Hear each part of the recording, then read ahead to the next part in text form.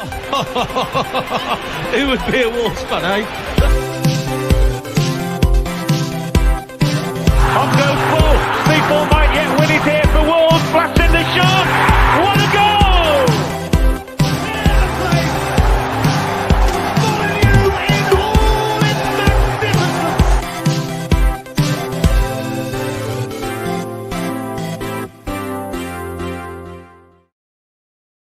Hello and welcome to today's episode of Wolves Fancast. We're back once again. Oh, boys, what a bloody result. I cannot wait to talk about today's game. And joining me on a Good Ship Fancast tonight on this Sunday evening, I've got Tom Calvert, I've got Josh Buckley, and I've got Michael. Fellas, we've all got to be buzzing after that one, surely. Yeah, just Right. Spectacular performance, guys. I mean, this is probably the most fun for an away victory since Adama's brace in the Etihad, right? That's a good shout. Yeah, I think you're probably right there. Yeah. All right, many. Since we've been back on, we've done really well, but it's called, like, the Spurs at Wembley springs to mind. Yeah, Adama at the Etihad, but there aren't like massive, United away 1-0, but this just felt like a real statement victory. And especially for O'Neill, a good statement away victory. I mean, getting 4 goals. Go on, Mike. Yeah, sorry, I was going to say, I think after all the emotion from Thursday night as well, it was so good to have this so quickly afterwards. And for us to see 7 Wolves goals in 4 days, I think if you'd told me that at the beginning of 2023, I would have thought you were definitely joking. It's bonkers, isn't it? For I was literally about to say, it doesn't feel like Wolves ever score 4 goals or score figures. It's like we've done it repeatedly, quite a lot at the moment. It's like shit. We've almost a good football side here, guys. And let's talk about the Man United game just briefly first, because I think it kind of showed. It wasn't a great performance. Personally, I think over the course of the 90 minutes, I think to then lose the game in that fashion, I think we'd have seen Wolves of a year ago probably crumble under Lopetegui and maybe even under Large, and I think they'd have let the emotion of that occasion get the better of them. And I think the biggest thing about this Gary O'Neill side is how just the sheer fundamental belief they have in themselves, just to kind of put the bad stuff behind them, whether it's within a 90 minutes or the next game.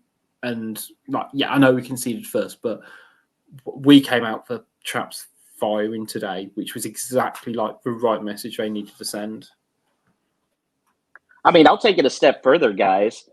Even amongst the Big Six club, to lose the way they did on Thursday, giving up the go-ahead goal there 2 minutes after scoring the equalizer, and then falling down a goal at Chelsea, how many teams just in the whole league are going to bounce back from that?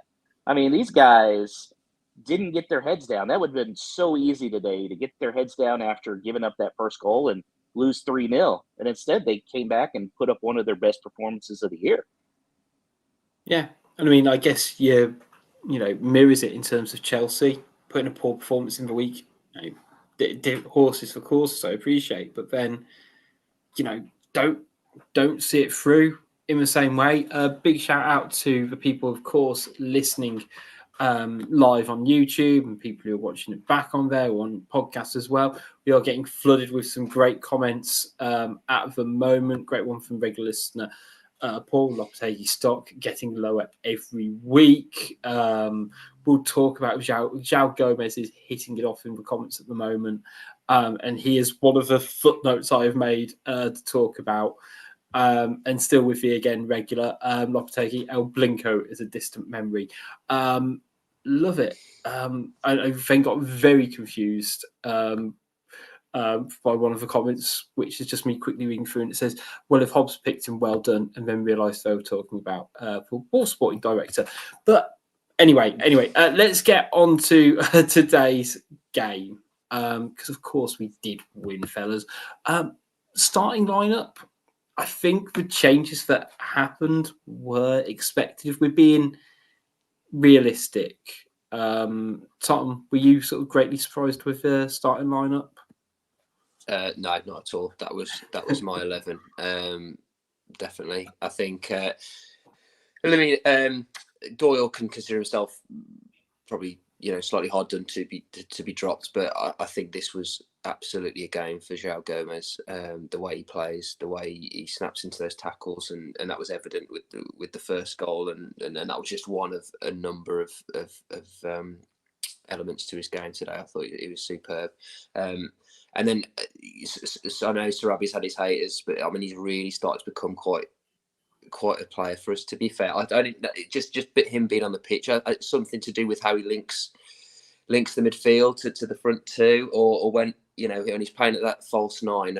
Well, he wasn't playing as false nine today. As Neto does need to play down the middle, but even then, he allows us to overload our right hand side, and that's what we did numerous times. So although Neto was the 9, if you like, he still drifted out to the right, and it just works. Just those three seem to work together at the moment, and it's going to be really interesting to see what happens when Hwang comes back in, and how he integrates him back into the team if he does.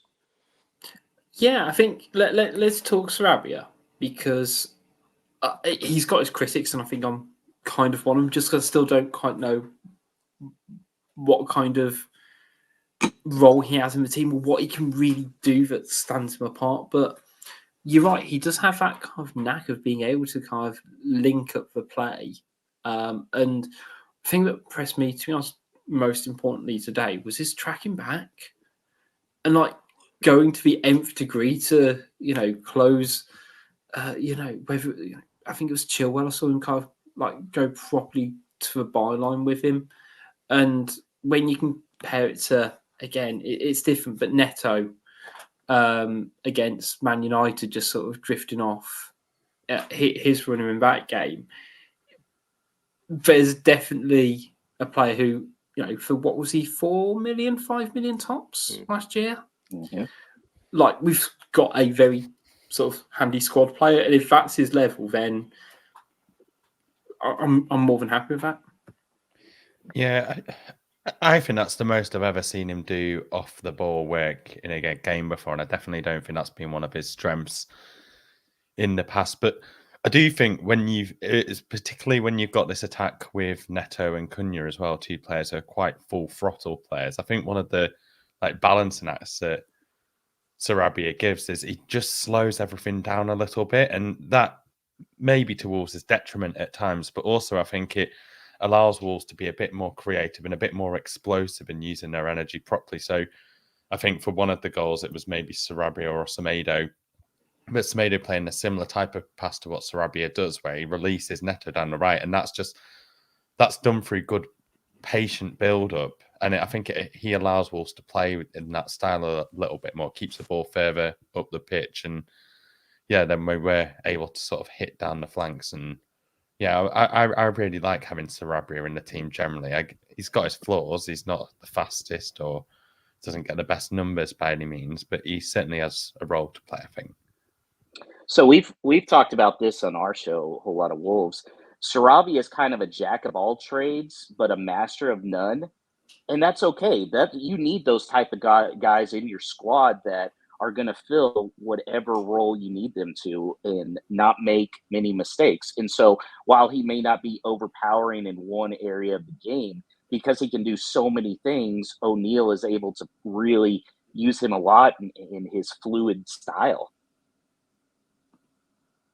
No, definitely. And I think it is such a tricky one because I think a lot of time we judge a player on their pace, don't we? And if you don't have pace, you need to be exceptional on the ball and be able to, dictate the game and just do everything. And because he is not at that level, he does get that criticism. But again, a couple of great comments who were just sort of stealing, my analysis. Sarabia was one of the best through ball players, and it's silly little things like that. And I'll talk about it loads. And I think me and Tom, we end up having this conversation a lot about what Wolves don't score those types of goals sometimes where they thread the ball between fullbacks and things like that. But Sarabia does bring that different dimension, and I like Bellegarde, I really do. But I think when you've got an either-or of Bellegarde or Sarabia, it's a really nice option to have at the moment, isn't it? That, depending on the situation, depending on the game, depending on X, Y, and Z, for either one of those two could potentially make a big impact. I think it's not necessarily what that individual player brings, their traits. It's how they, get the best out of the others around them. I don't think it's a coincidence that you saw Neto and Cunha have the games they had today when he was in the team, as opposed to against United when Bellegarde was in the team. And that's not a criticism of Bellegarde. It's just Sarabia allowed Neto and Cunha to do those things and get into the pockets and the areas where they wanted to be. Whereas Bellegarde was very, very... they didn't really drift very much at all. Bellegarde was very central. Whereas I think they're a lot more fluid, I think, when Sarabia plays. And like I say, it allows them just to overload certain areas of pitches at certain times rather than being quite rigid. So, yes, of course, they've got to be individually a very good players. He's getting this Wolves team at the moment, but I don't think it can be overlooked how they make the team play as a whole. Yeah, and I think you really struck on something there. So, there are worse qualities to have for making other players shine more. And like, if his ability, if his contribution leads to Cunha getting multiple goals, Neto getting multiple goals and assists, then it kind of proves the system. It doesn't matter if, technically he's lined up in a forward line or wherever, and it's really interesting to see.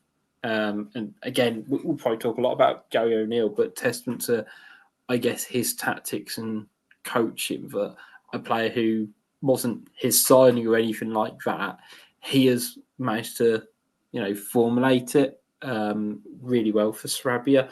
And as I said, we started really well. For me, we came out firing and it looked great, but in this topsy-turvy game, it's kind of easy to forget that Wolves conceded first. And I mentioned earlier about Sarabia with the great through balls, but Wolves got them picked by one for Cole Palmer's first goal. On the scale of preventableness, where we all sort of tilted, Michael, I'll go to you first.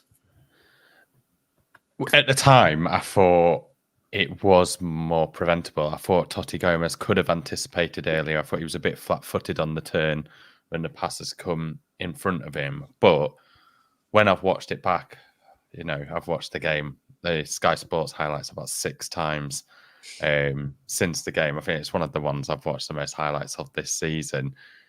But it was a really slick Chelsea goal. And I do think it was one of those where, okay, look, Totti Gomes is probably the one player at fault, although there's a communication issue maybe as Cole Palmer's made that run from deep.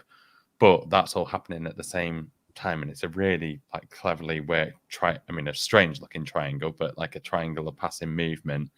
And yeah, he's just popped it through Caicedo and brilliantly finished by Palmer, who, I know it was a bad day at the office of Chelsea, but he's some player, isn't he? He's exceptional. He's their best player by an absolute mile. And I thought the same when he was at Molineux. I think, that they've signed some absolute dross, but he's certainly not in that category. I think he's an unbelievable footballer. And I was watching my brother and I said, look, if we shut him out the game, we'll win this game, no problem. But if you let him tick, I think we'll be in for some problems. I know he had another shot. I think it must have been in the second half, and he dragged it wide at the near post. But it sounds silly, but his foot positioning and how he kind of manipulates it to kind of almost bend it wherever he wants to, he's so bloody deadly.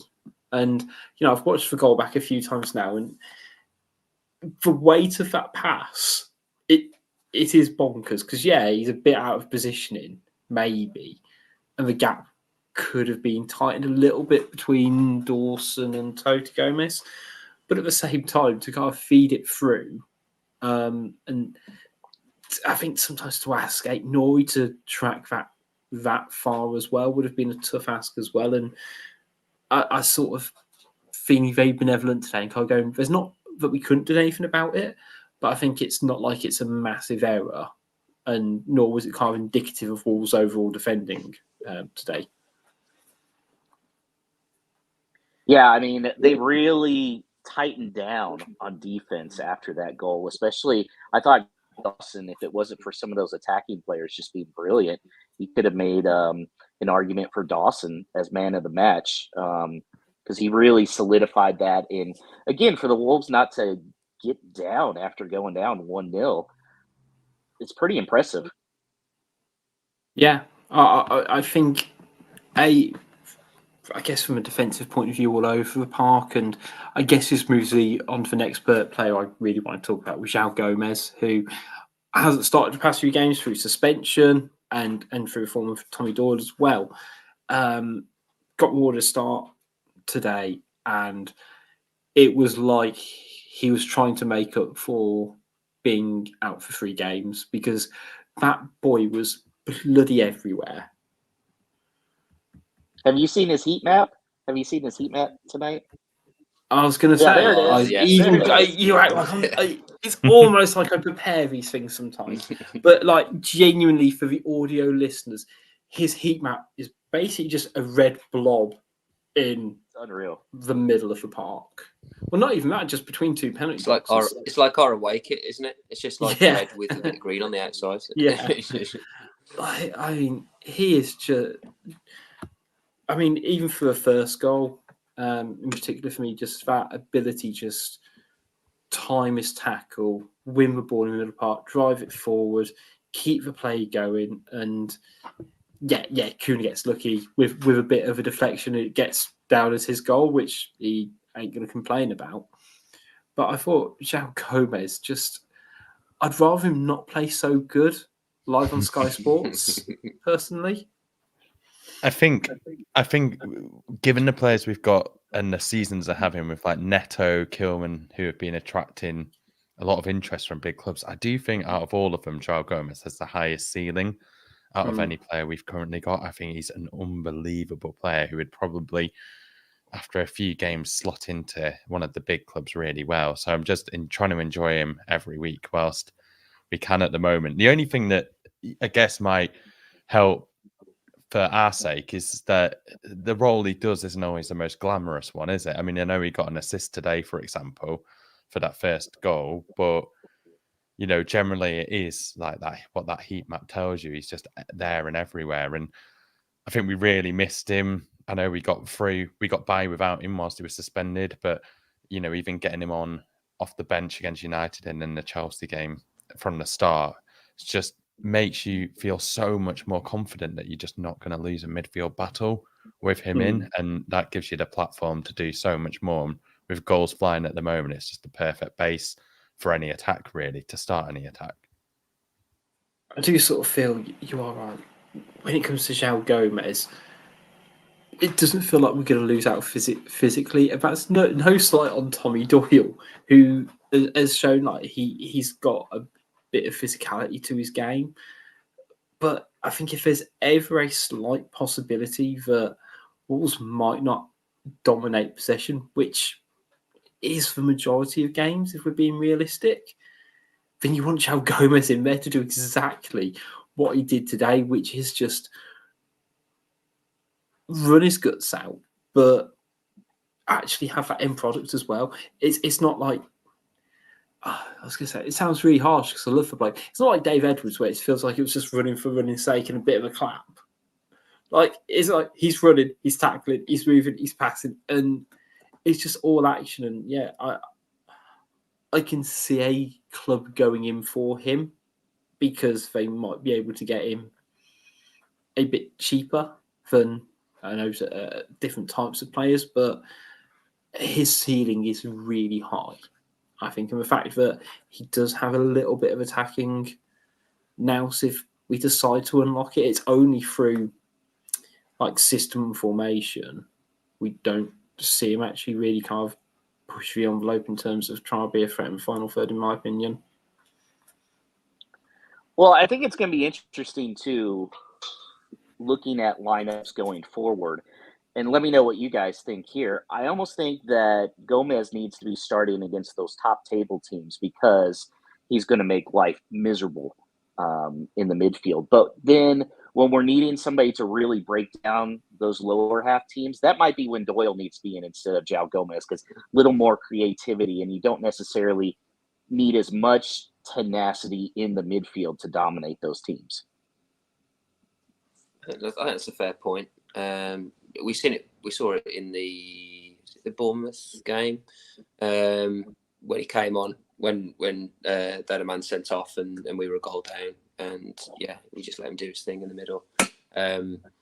Yeah, I mean, but then how harsh is that on João to leave him out when he's performing at the level he is? It's just, I mean, it's a great problem to have because we've never had this problem before. Yeah, Neves and Moutinho for 4 years, whatever.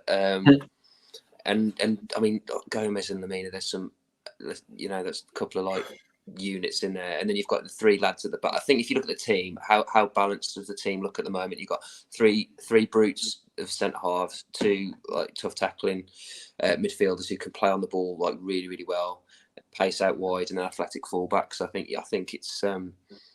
it's real good dynamic of the team that we've managed to cobble together, and a team that Lopetegui didn't think was anywhere near good enough to stay in the league, and we're top 10. Bonkers, isn't it? I think I was going to say, I'll stretch Josh's point one sort of step further, in my opinion, but not even about dominating possession. I think it's, if the game is a lot more open, then I'd play Tommy Doyle, because he has got the ability to stretch a game with his passing a lot more. And I think he almost showed today, in my opinion, that like Gomes started, played well, looked fantastic in my opinion, but then actually having the opportunity to then bring on Tommy Doyle, even if it was not for a significant amount of time, just allows us to actually, if Chelsea are going to be bombing forward, having a player who can make sure if we are getting transitions, that we're not just wasting it. And it's, as Dan Lamb says on the YouTube comments, imagine if we could play a midfield of all three of them. And, part of me goes, oh, yeah, we should maybe tweak it up, see if we could do. But it's a really good embarrassment of riches. And, we've even got Boubacar Traore. I was going to say, he should hopefully be back, I'm guessing, in the next couple of days or so anyway, after Mali exited the African Cup of Nations. But, again, there are options now, and I think particularly for sort of João Gomes, after missing some important fixtures, it really showcased him today. I nearly said yesterday out of force of reflex doing this next day, but again, it was great to see how quickly Wolves responded as well, because it can be difficult going behind away from home, but to score after 3 minutes later, 2 minutes later, it says it all about this Wolves team, that they just don't care. They know that they're good enough. They know they're going to get chances. And I get Matheus Cunha, obviously gets a bit lucky with first, second goal. Great move by Wolves. Yes, it goes down as an own goal, effectively, but Ray and Aït-Nouri, again, someone who's not been available the last few games, through African Cup of Nations, and being, I say second choice to Matt Doherty sounds quite harsh, but it was a player who needed to come in. And again, another player, I'd rather not see him doing really well against good teams, because sooner or later someone's going to go, actually, that was an option for us. Yeah, and I think one of the worrying things is I don't think there's many like outstanding left backs in the Premier League or in world football at the moment. So I guess that may put him in the shop window a little bit more. But yeah, as long as they don't all leave at once, we've gone through enough departures, especially last summer with all the leaving videos and stuff, to emotionally be prepared for it. But I was just a quick note on Gary O'Neill for this as well, that someone mentioned, I think it was Tom that mentioned the appetite to get another goal straight after. That is something that's very on Gary O'Neill, I think. I think if you look at what he did with Bournemouth last season, I know there weren't many loads of really big scorelines, but he did like noticeably get a few. I remember they battered Everton, I think, in the Cup and in the league in the same week. They battered Leeds, which was a really big relegation match in, I think, last April or something. So that must be something he's definitely breeding into the players, that hunger and appetite to keep going for more, because these are the kind of players like a year or two ago that they would have just been like, yeah, get one goal and sit back, and couldn't be further from it now. No, and the sheer belief this team has for me, and like I think if you watch Wolves play enough and you see the highlights, particularly of Wolves, you can't go, oh well, they are a good counter-attacking side.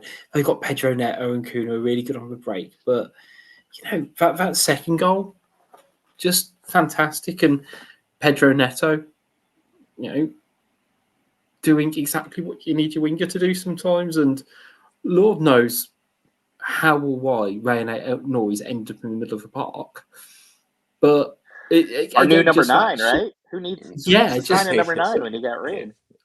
But like, you've got to have some belief and confidence, and it's part player, but it's part coach to take that gamble from where he probably should be on a football pitch to where he's ended up having the shot, and you know, to follow that run. You've got to have a hell of a lot of belief it's going to pay off, and belief in your teammates that if it doesn't, that there's cover. And you can always get rewarded for your bravery, don't you? Can you imagine how hard this team is to defend for some of these squads? Because it seems like every time Neto's got the ball on the right side, there's a new player that's bombing in the middle. It's Lamina, it's Cunha. In this case, it was Aït-Nouri.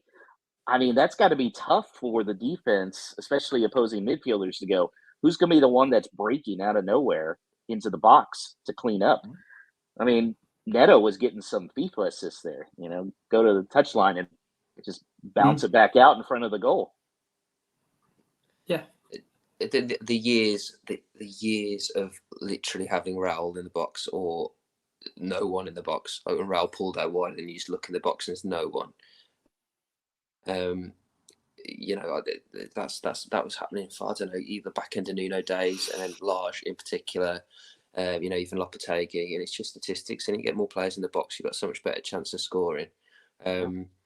So I think that's the, you know, and yeah, like Josh says, sometimes, you know, the amount of times Lamina breaks the box is scary. I mean, you'd never see Neves or Moutinho in years gone by doing that. And then you've got, people like, you know, Aït-Nouri, you had Semedo doing it against Brentford. You know, they're coming from all angles at the moment, which is fantastic. And I think that a word needs to be said on the fitness, because you don't have your centre mids or your wing backs just hitting the box and then keeping, you know, the defences generally as tight as it has been, without being pretty good on the old fitness, which we all know wasn't particularly Large's forte. So, you know, as a massive part to play. So yeah, fair play to Gary and the backroom team for all that. Yeah, I think they do a lot off the pitch, but also, I guess, in game in terms of those turnaround of players as well. So, you know, Aït-Nouri starts when he can do, and like it is that preconceived notion that Aït-Nouri can't play, you know, 3 games in a week, but actually he did it over Christmas. He did it before he went off to be with Algeria, but he didn't. He played sort of 75 minutes, 80 minutes in each one.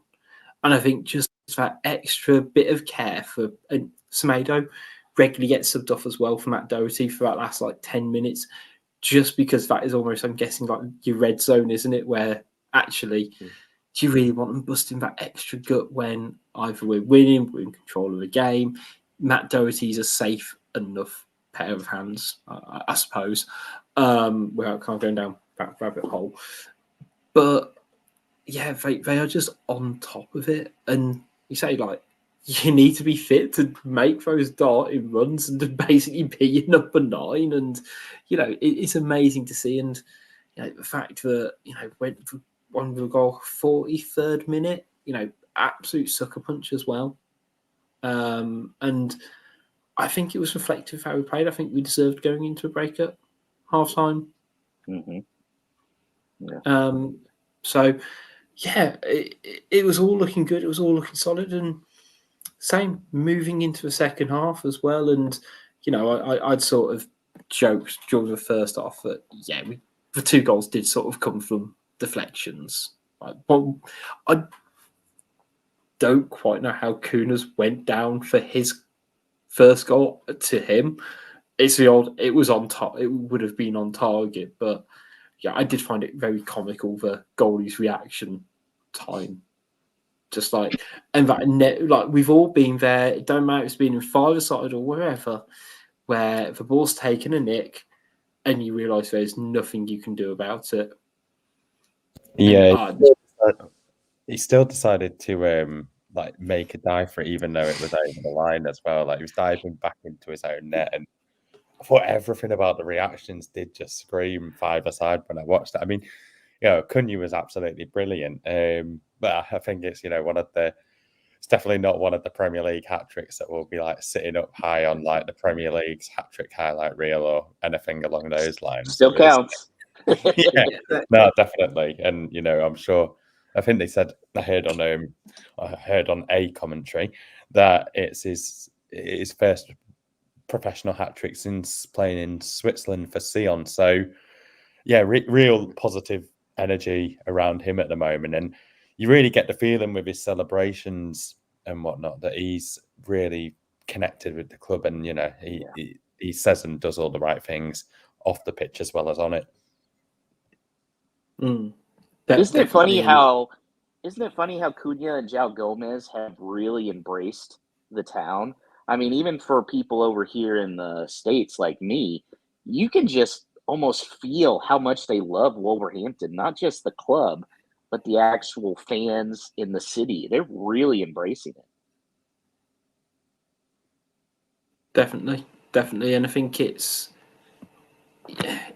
really hard to overlook like that connection players get with fans and the community, or however you want to kind of describe it. And it also, I don't understand why more players don't do it, because it buys you a hell of a lot of good grace. Like you'll be more inclined to give João Gomes a bit of slack, let's say for a red card, and not only going for a red card, but like you've seen players hung out to dry before for getting a needless red card. But actually, it's like, no, you know what? They're buying into it. The whole club are. Interestingly, I saw I can't remember. It must have been Cunha on Instagram, sort of reading through comments. And, you've got Diego Costa, same world and all of that. And it did remind me of actually when both of those joined last year. Diego Costa was there and was actually quite influential, I believe, in helping them settle and stuff like that. So never forget the great man. But anyway, look, Cunha's second goal. Again, Pedro Neto making the assist. Aït-Nouri playing as number 9, making that third man run to divert it from Cunha. And yeah, there's no deflection in that, his second goal. As soon as he isolated Thiago Silva, I mean, he's a class defender, but he was only ever going to try and knock it past him and go around him. Yeah. I think there was a little deflect. It got it to him via a deflection. I think it did. It had anything to do with luck, but there had to be a deflection involved somewhere along the line. But yeah, I mean, it's just brilliant, like turn of pace, and then great run by Cunha, and Neto, when he put it on a plate. We had quite a few of them in the first half where Neto got in behind, and he just unfortunately just picked the wrong pass, or Cunha made the wrong run, or it was just the final pass that was lacking. But I mean, they absolutely nailed it on that one. And that was just after that horrendous Sterling miss, wasn't it? I think so. I mean, that goes in. It's probably a different game, but I mean that was atrocious. You look at the confidence players and ability of players, and it's just, if you're comparing two players in the Premier League at the moment, Sterling and Cunha, there's just absolutely no comparison. I was watching Neto's run, like when they were doing the replay on slow mo. And what I found interesting was like the amount of times, like sometimes when you see a player sprinting at full pelt down the wing, obviously it's head down, struggle to get a head up, but they do get their head up. They'll just look like once or something and, either put it in an area or, decide what they're doing. But Neto was like constantly scanning his eyes up like every other second, basically. And I thought it was probably, one of the reasons why he's just picking out these passes. Like that pass for the Ait-Nouri goal was absolutely phenomenal. The timing on that to know that Ait-Nouri is arriving in that box at that moment. And then obviously the Cunha one, I think a lot of players would have gone, I think it was Ait-Nouri again, actually, who was making a run to the far post for that goal. I think so many players do not see Cunha because he's not at the most natural angle, but Neto's just taking those glances all the time. And I don't know how many assists he's actually is he only down for one assist today, I think, which also feels unfair like it does. I've seen in the comments with Ait-Nouri, I thought the shot was on target too. So, there's still some injustices despite a 4-2 win at Stamford Bridge. We're getting picky. I hope you guys don't mind, by the way. I'm eating my peanut butter and jelly sandwich. Is this just to prove a point? Yeah, mostly for Stu. All for Chris Wilder's livid, mate. Yeah. I was going to say, side note on that, it's not that I agree with him. And I think as soon as you make a comment like that to the press, they're going to eat you alive. But ironically, I say about being a sandwich. But I do sort of get it. If I went into a room and about try to have a conversation with someone, and so I was just nonchalantly eating a sandwich, I would find it a bit irritating. Just saying. Anyway, not the point. It's not the point. But particularly after sort of Cunha's second goal with 3-1 up, it just felt like Wolves just had the mojo, and very clearly just Chelsea did not. And it's fascinating to see that club effectively crumble at the moment, and funny, fascinating and funny. And even for the podcast, it just his ability just to kind of just go down the wing, and it was so, like I've watched it back because I was like, no, he did just try and run around the outside of him and just get hacked down in the box because he couldn't do anything about it. It just shows how brilliant Cunha is at the moment for me. Gusto's no slouch. Gusto's a quick fullback, and he just left him for dead. And that's that's a player who's played 100 odd minutes against Man United on a Thursday later on in a game, and he's just absolutely just rinsed him. It reminds me a bit of that Bale goal. It's not quite to the same extent, but that Bale goal in the Copa del Rey. And then the ref wasn't going to give it. I was at the game, and I was literally watching the ref, and he was like this for about a good few seconds. I don't know what he was waiting for. And there was absolutely no debate about that one. But I thought we were going to get hosed on that because it looked like maybe just barely he got a piece of the ball. I was a little worried. We've had two contentious penalties, to say the least, in a couple of games now, haven't we? But oh my God, Gusto was absolutely atrocious. I think that's one of the worst individual displays I've seen a player have against Wolves so far this season. Yeah, and what one of the comments says about Gusto needs to get some gusto in his meals.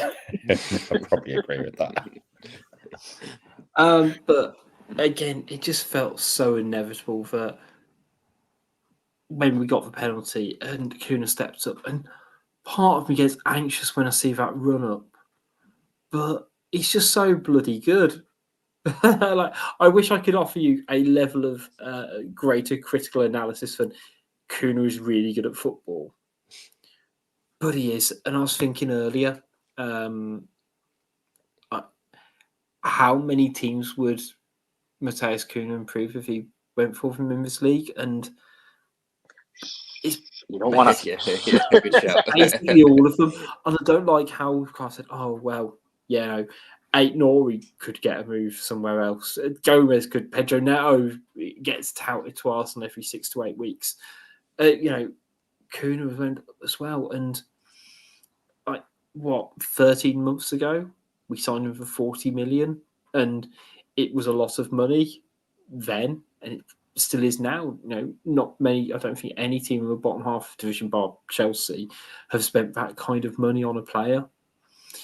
But he just this season, he has just proven his complete worth 10 times over, and it is so wonderful to see.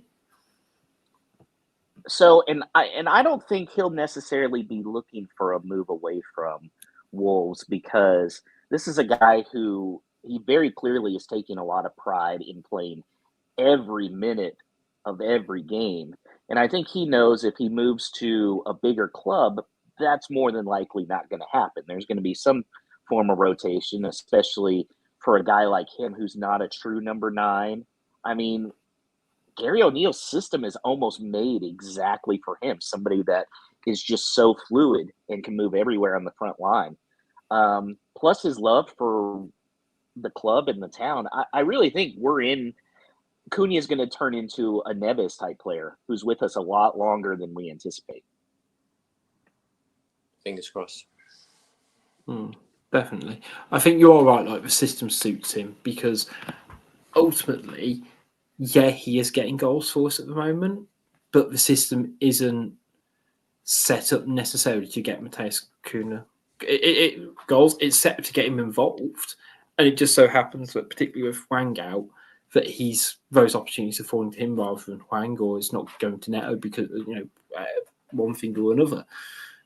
But even if you take out his goals and you look at his assists, and same with Sarabia in a way, it's like everyone is clearly playing for each other and going the extra yard to make it all happen for them. And the fact that, again, he's doing the stadium, pointing from a badge is you know what, just every time you score a winner now, you need to time it right, because you don't want to do it like we score first, he does for Selly, and then we lose 3-1. But yeah, I'm keen for him to pull it out more often. We need to see it in FIFA now, just for him. Yeah, he had the celebration. Yes, I'd get on board with that. I'm glad there's creativity and not the same old celebrations. Like, that was a genuine, creative celebration, and especially to break it out in that derby was just chef's kiss. Yeah, and you know what? It's nice for it's a unique celebration, isn't it? And obviously, we don't have Neves anymore, and he had his celebration, and it's almost like a little bit of a throwback for me in terms of when players had signature celebrations, and hopefully it's something you can carry on with. It was a shame, because I was hoping the game was going to end 4-1, because I think it would have been a real standout in terms of having that 3-goal margin. Frustratingly, Chelsea did get another one from a corner, Thiago Silva.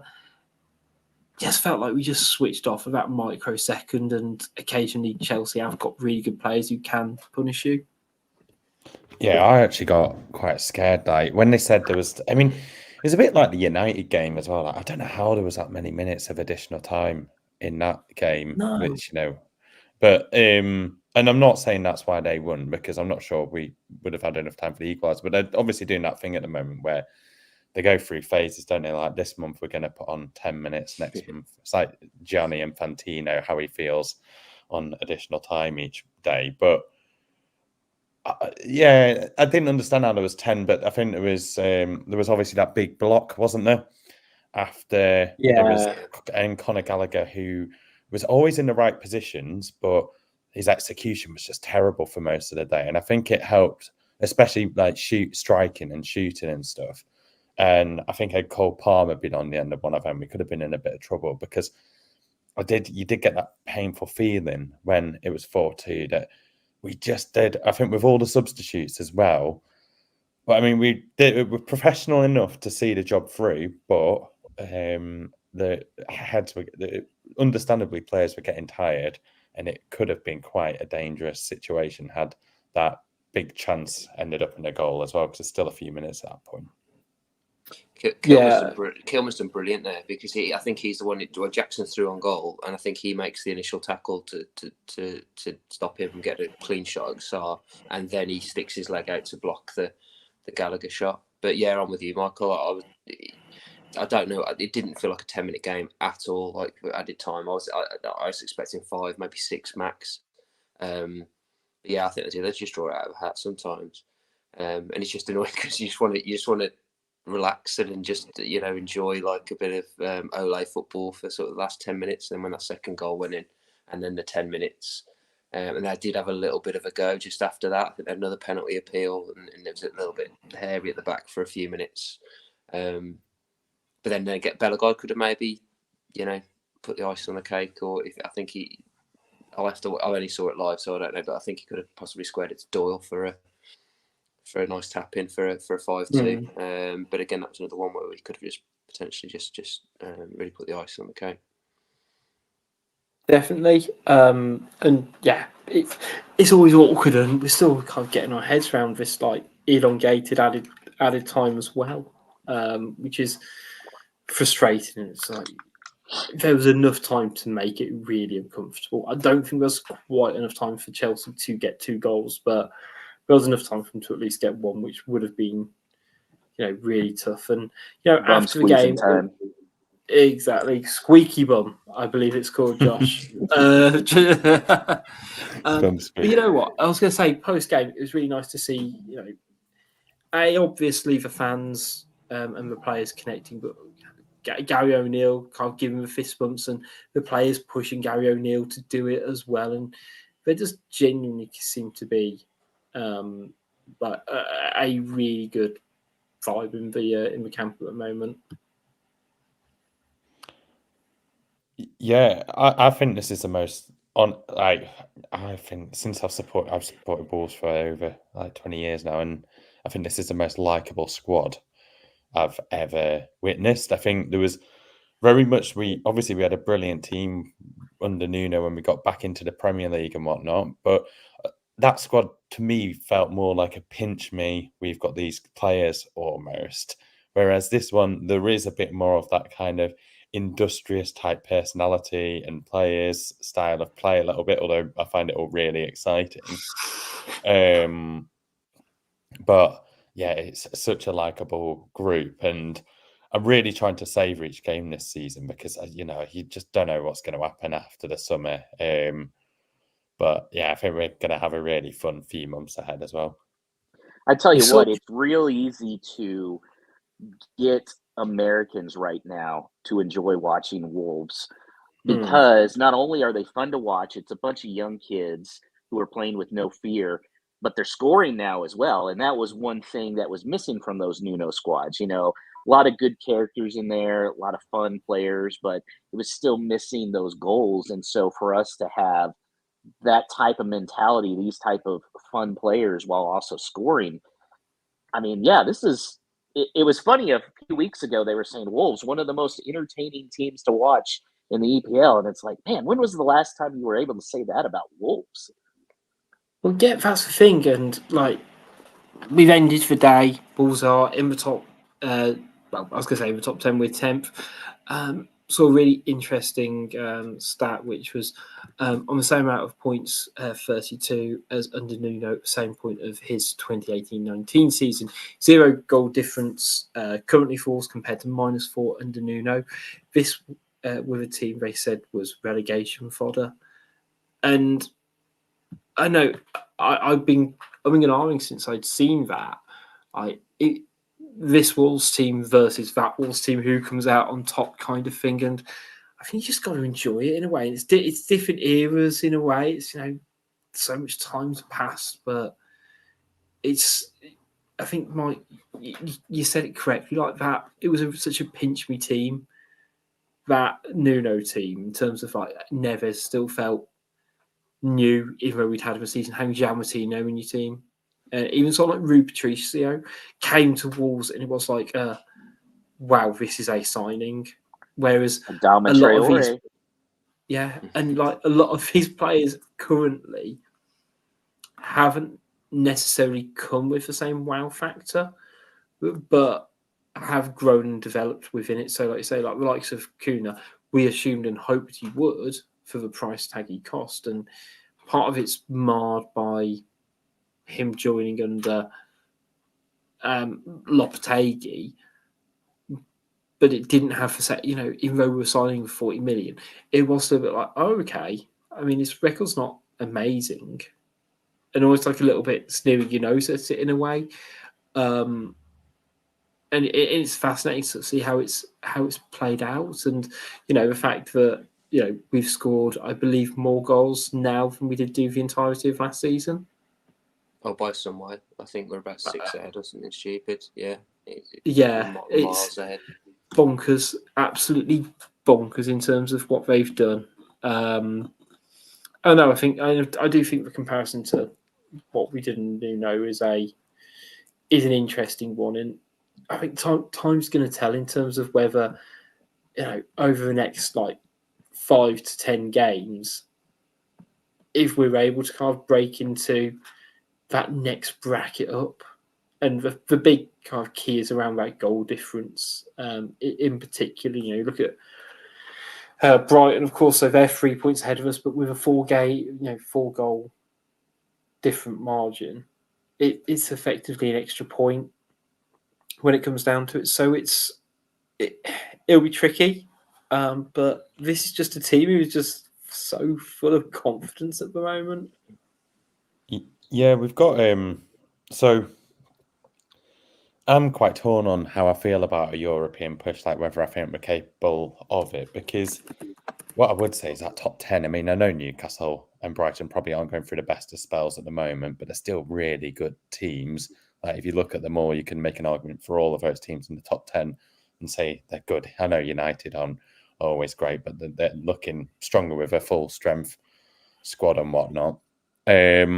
Reason I'm a bit more confident though is, I mean, like let's say you got Brighton and West Ham, for example, they're going to be involved in Europa and Conference League. I think both Europa League actually, aren't they? Yeah, both Europa League for the rest of the season. I know Man United and Newcastle aren't, but we've got a pretty good run of fixtures until I think the last 5 games of the season. So we've got the likes of Sheffield United at home, Burnley away, Fulham and Bournemouth at home, and then I think it's in the last 5 we've got City, Liverpool, and Arsenal all in the last 5 games of the season. But before then, it's a really nice run till April at some point. So if we can really it's traditionally been a time of year where Wolves have really kicked on and had good runs when we've had these good seasons as well. So yeah, I've got a good feeling, but I'm trying not to get too excited about it at the moment. I think particularly when you look at our home games as well, only West Ham and Arsenal who are in the top half, we've still got to play at home. Our home games are against Brentford, Sheffield United, Fulham, Bournemouth, West Ham, Arsenal, Luton, Crystal Palace. And mentally at the moment, you're going, we should be getting 3 points out of most of those games. It's fantastic. It really is. And the fact that we've still got the likes of Wang to come back into the fold, Traore to come back into the fold as well, and hopefully just give us those extra, firepower for bench. That was it didn't matter today, but when I looked at the bench, I did think beyond Bellegarde, there's not an awful lot of options moving forward up front. And that's no disservice to the young guys on the bench, but automatically when Traore and Wang are back, probably only Fraser stays on the bench. I'm assuming, but yeah, O'Neill's making it work at the moment. It might not work forever, but I kind of at least you say, Michael, I don't necessarily want to see us kind of push for a top 6, 7 finish, if this club ain't ready for it next year, I'd almost rather finish 9th or 10th and keep it where we're at and have a real good foundation block to build on for next season, rather than it being this sort of flash in the pan and us not being at all catered for it, over the next 1 to 2 seasons afterwards, because we've seen that film before. Well, I want the cup. Yeah. The cup would be nice. That's what I want. I'd be fine finishing 10th if we get the cup. We have got a real opportunity there, and I'm very keen. Like, if we get past Brighton and we're in the quarterfinals, and we're potentially at that point, I mean, we've still got a few three additional games. We've got Brentford at home, Spurs away, Sheffield United at home. If we're able to kind of come out of that with 6 points, we're kind of pushing top 8 anyway, alongside being in the last 8 of the domestic cup competition. I think I said it in the last game. You kind of just go, oh, actually, you know what? Mm-hmm. We've got a chance here, fellas. It's tempting. Okay. I was just going to say, like we said earlier, though, you don't know how long this, like Mike said, you've got to enjoy it. You don't know how long this team's got together. We could finish 9th and then, look at some of the players that we've got, look at the performances they're churning out, like Neto, Cunha, Nori, Gomes. You could even make a case for O'Neill. I think clubs are going to be wanting these types of people at their club, and it'd be absolutely heartbreaking if it got ripped apart. So I'm almost like, strike while the iron's hot, just get as far as you can get. I was going to say foot off the gas, but it's tough. Before we wrap up, just because we've got the luxury of asking this, cup final or European football? I mean, both sort of get you there, don't they, really? But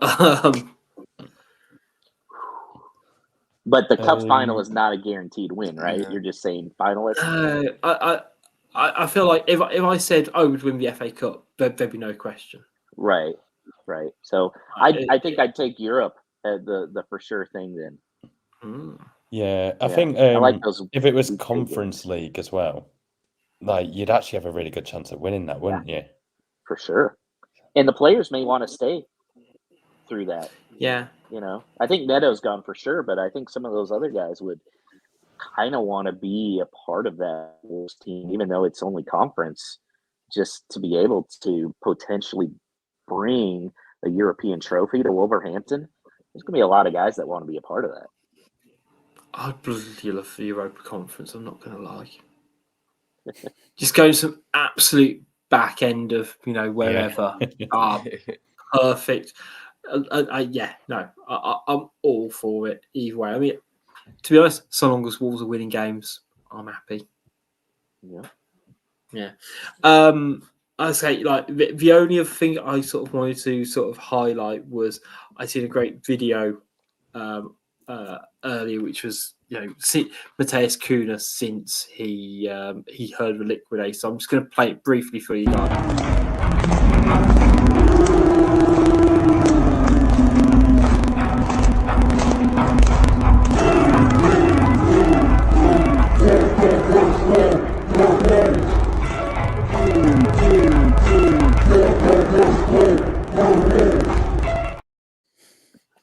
I'll be honest.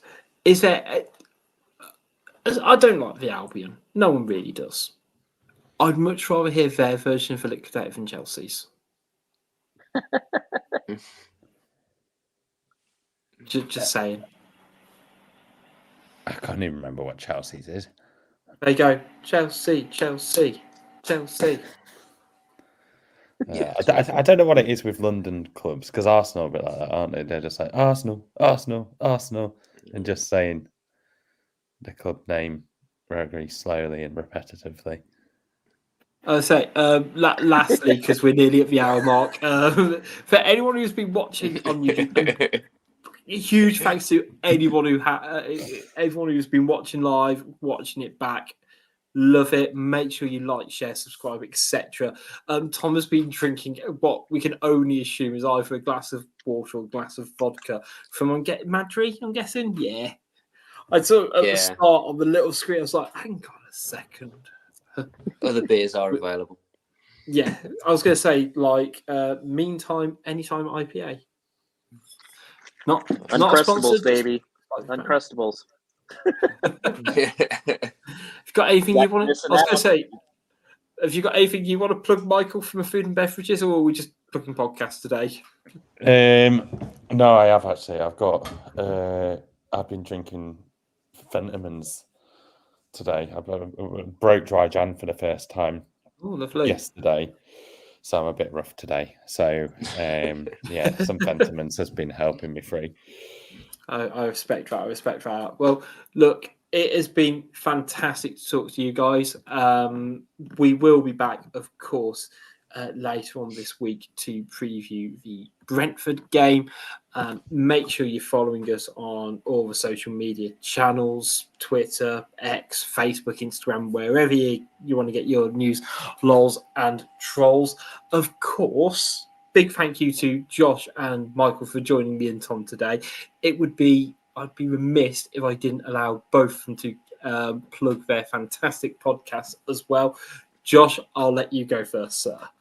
Well, thank you. Thank you guys for having me on. This was a blast. A whole lot of Wolves. You can find us on iTunes, Spotify. We're the only U.S.-based Wolverhampton Wanderers podcast. We have a lot of fun. We drink a lot of whiskey.